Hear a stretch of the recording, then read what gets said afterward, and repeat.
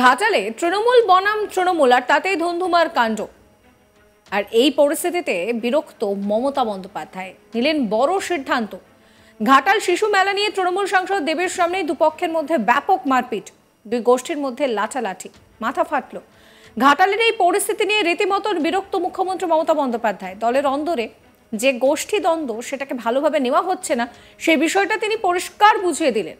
শনিবার উপনির্বাচনের ফল ঘোষণা হয়েছে, আর রবিবার দুপুরের মধ্যে হঠাৎ করে ধুন্ধুমার পরিস্থিতি দলেরই অন্দরে। দেব এবং শঙ্কর দলুইয়ের গোষ্ঠীর মধ্যে যে দ্বন্দ্বের ছবি সামনে এসেছে তা কিন্তু রাজ্যের মানুষ দেখল। ঘাটালের এই পরিস্থিতি নিয়ে রীতিমতন বিরক্ত মুখ্যমন্ত্রী মমতা বন্দ্যোপাধ্যায়। তিনি জানিয়েছেন অবিলম্বে দোষীদেরকে গ্রেফতার করতে হবে। কে বা কারা এই ঘটনা ঘটিয়েছে তাদের খুঁজে বের করে শাস্তি দিতে হবে বলেও জেলার এসপিকে নির্দেশ দিয়েছেন মুখ্যমন্ত্রী। সূত্র মারফত সেটাই জানা যাচ্ছে। অন্যদিকে সেই সঙ্গে মেলার কমিটির পদ থেকে শঙ্কর দলুইকে সরিয়ে দেওয়া হয়েছে। রাজ্যের শেষ মন্ত্রী মানস ভূঁইয়াকে গোটা বিষয়টা মীমাংসা করার দায়িত্ব দেওয়া হয়েছে। মুখ্যমন্ত্রী তার ঘনিষ্ঠ মহলে পরিষ্কার জানিয়েছেন যে এই ঘটনা কোনোভাবে মেনে নেওয়া হবে না। এই বিষয়ে রাজ্যের মন্ত্রী মানস ভূঁইয়া আজ তাক বাংলাকে টেলিফোনিক সাক্ষাৎকারে কি বলছেন শোনাবো আপনাদের। শ্রী দীপক অধিকারী দেব আমাদের মাননীয় সাংসদ এবং আমাদের প্রাক্তন এমএলএ জেলা পরিষদ মেম্বার শঙ্কর দলুই, জেলার সভাপতি আশিস উদাইত, দিলীপ মাঝি ঘাটাল ব্লকের সভাপতি, তারা আলোচনায় বসেছিলেন কোলাঘাটে। সব বিতর্কর অবসান হয়েছিল কমিটি তৈরি নিয়ে। তারা উভয়ে সহমত হয়ে যখন ঘাটালে পৌঁছান, আমি ছিলাম না, আমি তো তখন কেশিয়াড়িতে মিটিং করছিলাম। সেখানে করার পর হঠাৎ জানতে পারলাম ওখানে একটা নিজেদের মধ্যে বিতর্ক হয়েছে, একটা স্কাফেল হয়েছে। তো শীর্ষ স্তর থেকে ফোন এবং নির্দেশ আসায় আমি খোঁজ নিলাম। খোঁজ নিয়ে দেখলাম উভয় পক্ষের সেখানে জমায়েত ছিল। উভয় পক্ষে ঘোষণার আগেই, জানার আগেই বিতর্ক লেগে যায়। এটা দুর্ভাগ্যের অনভিপ্রেত ঘটনা। উচ্চ স্তরের নেতৃত্ব খুব কড়া মনোভাব নিয়ে সমস্ত বিষয়টি খোঁজ খবর নিচ্ছেন। আমিও রিপোর্ট সংগ্রহ করছি, জানাবো এখানে শঙ্কর বাবুর কি ভূমিকা ছিল এবং দেবের অনুগামীদের কি ভূমিকা ছিল, সবটাই দেখা হচ্ছে। অনভিপ্রেত ঘটনা ঘটেছে, যেটা হওয়া উচিত নয়। শঙ্কর বাবু যদি কোন রকম কিছু বিতর্কে জড়িয়ে অন্য কাজ করেন, তাহলে দল সার্বিক বিবেচনা করে সেই রকম কড়া পদক্ষেপ নেবেন। জেলা সভাপতিকে রিপোর্ট সাবমিট করতে বলা হয়েছে এবং অন্য পক্ষেরও কেউ যদি জড়িয়ে থাকেন সেই ব্যাপারেও খোঁজ খবর নিতে বলা হয়েছে। এবং পুলিশ প্রশাসন, জেলার সুপারিনটেন্ডেন্ট অফ পুলিশকে বলা হয়েছে আপনি অনুগ্রহ করে সমস্ত বিষয়টা প্রশাসনিক স্তরে রিপোর্ট নিয়ে জানান এবং যারা অন্যায় কাজ করেছে তাদের বিরুদ্ধে প্রশাসনিক এবং ব্যবস্থা নিন। এবং আমি সমস্ত রিপোর্ট কালেক্ট করে উচ্চ স্তরে জানাবো এবং কড়া ব্যবস্থা নেওয়ার জন্য বলা হয়েছে। এই নিয়ে আমার কলিগ কৌশিকের সঙ্গে কি কথা হয়েছিল শোনাবো আপনাদের। বারবার এই গোষ্ঠীদ্বন্দ্ব এটাকে ভালোভাবে নিচ্ছে না তৃণমূল হাইকমান্ড, এবং সব থেকে বড় কথা হচ্ছে 24 ঘন্টাও হয়নি 6টি উপনির্বাচনের ফলাফল ঘোষিত হয়েছে। সেখানে কিন্তু তৃণমূল কংগ্রেসের জয় জয়াকার।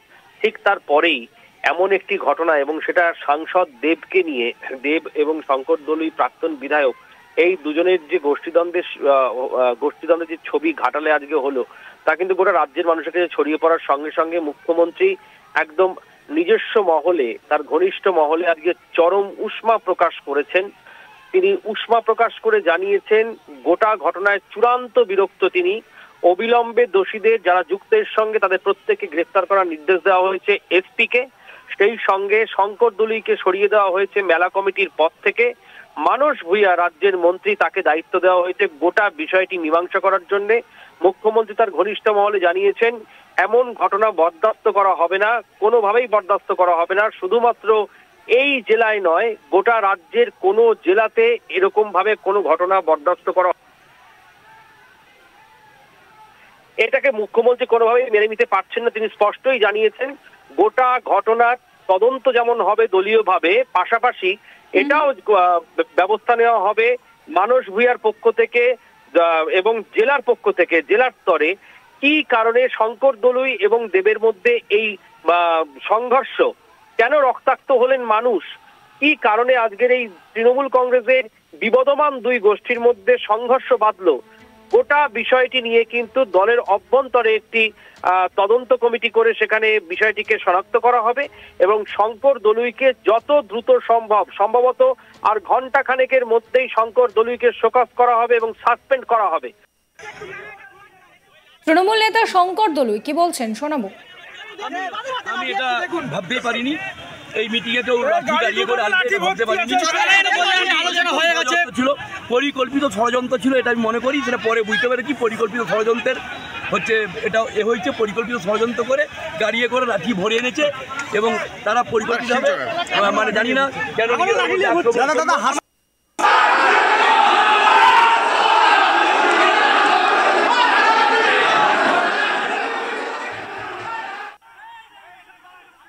এই নিয়ে আমার কলিগ শাহজাহান আলীর একটি রিপোর্ট দেখাবো আপনাদের।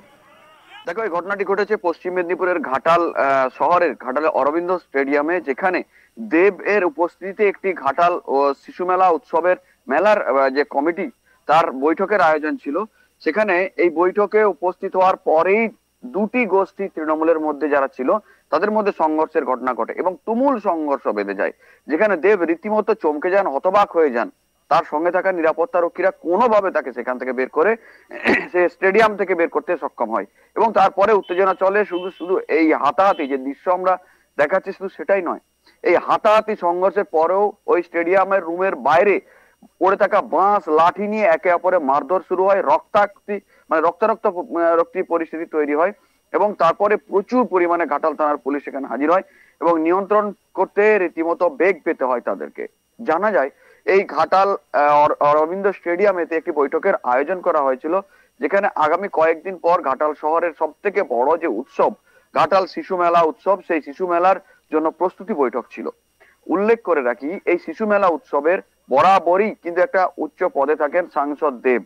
শুধু সাংসদ দেব থাকেন না, ঘাটালের মহকুমা শাসক একজন সরকারি প্রতিনিধি হিসেবে নিজেও দায়িত্বে থাকেন, প্রতিবারই থাকেন এবং তার সঙ্গে ঘাটাল এলাকার সাধারণ সম্পাদক বর্তমানে দলের তৃণমূলের যিনি, সেই শঙ্কর দলুই, তিনিও থাকেন। কিন্তু এবার দেখা গেল সেই কমিটি গঠন। সাবস্ক্রাইব করবেন আজ তাক বাংলার ইউটিউব চ্যানেলকে, ফলো করবেন হোয়াটসঅ্যাপ চ্যানেলও।